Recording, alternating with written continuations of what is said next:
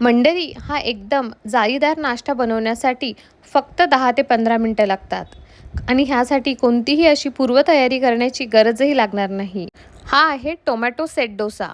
Tomato add केल्यामुळे ह्या डोस्याची taste एक वेगळीच छान आंबूस अशी लागते. टोमॅटो सॉस किंवा चटणीसोबत आपण हा मुलांना टिफिनला किंवा नाश्त्यासाठी बनवणारा एक झटपट पदार्थ आहे आणि हा बनवणं तेवढा सोपासुद्धा.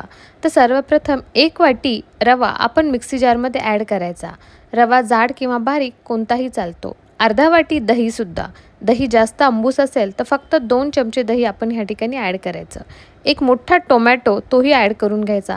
ह्यामुळे टोमॅटोचा रंगसुद्धा ह्या डोस्याला उतरतो. आणि 2 काश्मीरी मिरची ज्याचा फक्त रंग असतो, हे खायला जास्त तिखट नसतेत.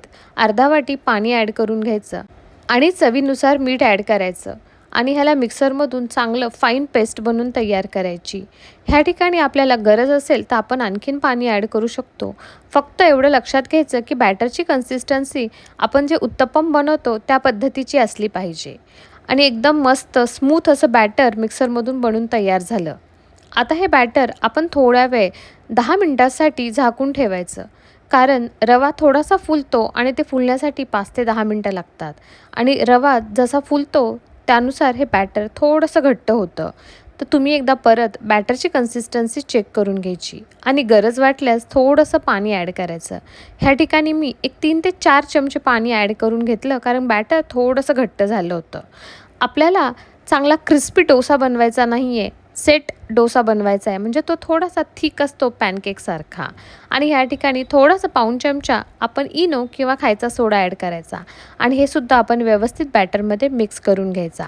आणि आता झटपट आपण आपला सेट डोसा बनवायला घ्यायचा.